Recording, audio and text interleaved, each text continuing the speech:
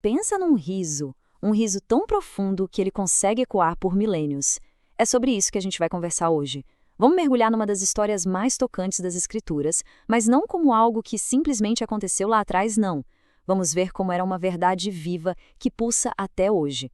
A gente vai falar de Sara e de um riso que nasceu do impossível e que viaja, de fato, até a eternidade.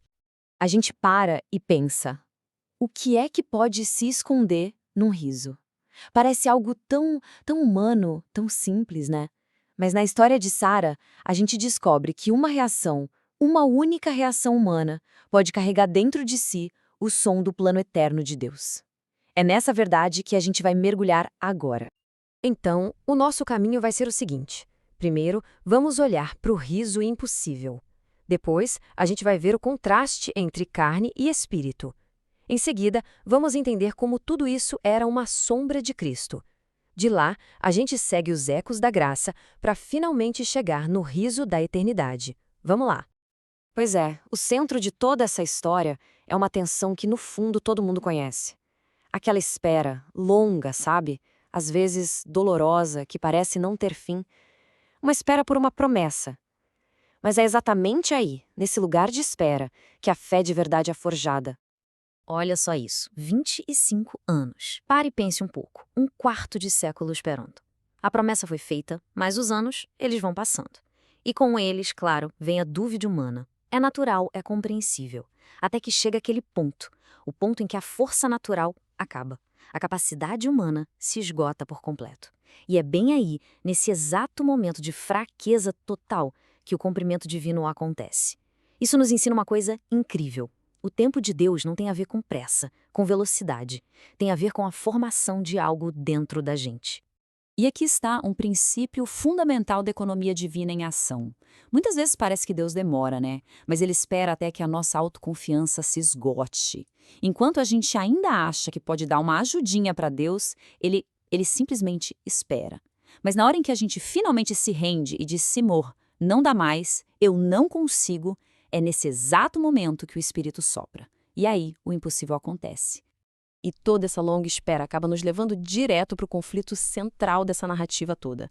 A história de dois filhos, que na verdade revelam um dos princípios mais profundos do plano de Deus. A diferença, a enorme diferença entre aquilo que o homem pode fazer com o seu próprio esforço e aquilo que somente Deus pode gerar. Para a gente entender isso bem, a gente precisa de um conceito-chave, a economia de Deus. E não estamos falando de dinheiro. A economia de Deus é o seu plano, o seu jeito de administrar as coisas de forma progressiva, para manifestar Cristo e formar um povo para si. É como se fosse a lente que a gente usa para olhar essa história e, de repente, tudo fica nítido, cristalino. E aqui o contraste fica muito claro. De um lado temos Ismael. Ele nasceu do esforço humano, sabe? Daquela tentativa de ajudar Deus. Ele é o símbolo da obra, da lei, da autoconfiança. Mas do outro lado temos Isaac, nascido somente da promessa divina, justo quando toda e qualquer capacidade humana já tinha falhado. Ele é a figura do Espírito, da graça, da dependência total. O ponto central é exatamente esse. A economia de Deus é sobre isso, sobre substituir o que é da nossa natureza pelo que é espiritual.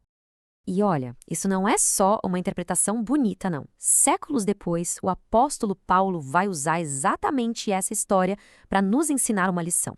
Lá em Gálatas ele escreve: Ora, vós, irmãos, sois filhos da promessa, como Isaque. Mas, como então aquele que nascera segundo a carne perseguia o que nascera segundo o Espírito, assim é também agora. O que ele está dizendo é que essa tensão, essa luta entre o nosso esforço e a vida que vem do Espírito, ela continua até hoje. Nós somos, como Isaque, filhos da promessa. E é aqui que a história alcança o seu ponto mais alto, o seu significado mais profundo. Porque Isaque, ele não era o objetivo final. Ele era uma sombra, uma figura que apontava para uma realidade infinitamente maior.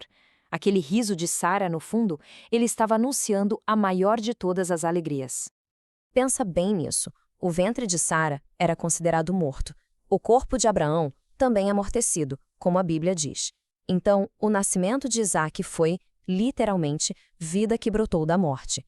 E isso é uma figura, um tipo perfeito do maior ato de Deus, a ressurreição de Cristo. É a vida explodindo exatamente onde a morte parecia ter dado a última palavra. Em Romanos capítulo 4, Paulo nos leva para dentro do coração de Abraão. A fé dele não era uma fé cega que ignorava os fatos. Ele considerou o seu próprio corpo já amortecido. Ele encarou a realidade da morte. Mas mesmo assim, ele estava plenamente convicto de que ele era poderoso para cumprir o que prometera. Isso é a fé da ressurreição. É crer na vida que vem da morte. E então, séculos mais tarde, a gente ouve o eco final, o eco definitivo daquele mesmo poder. Aquele anúncio do anjo. Ele não está aqui. Ressuscitou. O riso de Sara diante de um berço que era impossível, ele de alguma forma antecipa a alegria e o espanto diante de um túmulo vazio. O Deus é o mesmo. O Deus que deu um filho a Sara é o mesmo Deus que ressuscitou Jesus dentre os mortos. Agora, vamos ampliar um pouco a nossa visão, porque esse tema não é algo isolado que aconteceu só com Sara. O riso dela é como a primeira nota de uma melodia que vai tocar por toda a Bíblia. A melodia da alegria que nasce do impossível. É o som da graça de Deus em movimento. E a progressão dessa melodia é linda de se ver. Começa lá em Gênesis, com o riso de Sara diante do impossível. Aí a gente avança para Lucas capítulo 1 e o que a gente encontra? O mesmo princípio. Isabel, estéril, idosa, e Maria, uma virgem, ambas gerando por pura intervenção divina. Logo depois, no capítulo 2, os anjos aparecem anunciando grande cumprimento, boas novas de grande alegria. E para fechar, lá em Hebreus 11, Sara é elogiada, não pela dúvida, mas pela fé que a fez rir, a fé que confiou em quem fez a promessa. Então, esse riso que a gente vê na Bíblia é muito mais que uma emoção passageira. Ele é como um selo, uma marca. É a prova que a gente pode ouvir de que a graça de Deus agiu exatamente ali onde a natureza, a capacidade humana falhou. É literalmente o som da economia de Deus em movimento. E agora a gente chega na parte final. Vamos pegar aquele riso lá numa pequena tenda no deserto e conectá-lo ao seu comprimento final, eterno e universal. A imagem aqui é poderosíssima. Aquele riso de Sara que começou de um jeito tão particular, quase secreto dentro de uma tenda, ele não ficou ali. Ele foi a semente de algo muito, muito maior. Aquele som foi ecoando, se expandindo através dos séculos, até se transformar no grande júbilo, na celebração pública e eterna de todos os salvos na Nova Jerusalém. E lá no livro de Apocalipse, a gente ouve o coro final. O convite é: regozijemo-nos, exultemos e demos-lhe glória, porque são chegadas as bodas do Cordeiro. Aquela figura da mulher estéril do Antigo Testamento agora se torna a noiva, cheia de alegria, do Cordeiro. A história que começou com a dor da esterilidade termina com a alegria de um casamento eterno. Esse é o destino final do plano de Deus. Fica claro, então, que a esterilidade é o palco da graça. O ponto de partida de Deus é sempre a nossa incapacidade, a nossa fraqueza, o nosso vazio. Isso não é um obstáculo para Ele. Pelo contrário, é o palco que Ele escolhe para manifestar o seu poder e a sua graça. E é por isso que muitas vezes Ele nos conduz até esse lugar, o lugar do fim da força humana, onde as nossas estratégias, a nossa energia, a nossa autoconfiança finalmente acabam. Porque é ali, exatamente nesse ponto, no fim de nós mesmos, que o início da economia divina acontece. É onde o plano dele começa de verdade a operar em nós e através de nós. Mas qual é o objetivo final de tudo isso? Para que toda essa espera, essa troca da carne pelo espírito, essa alegria que brota da morte? O alvo é um só: que Cristo seja tudo em todos.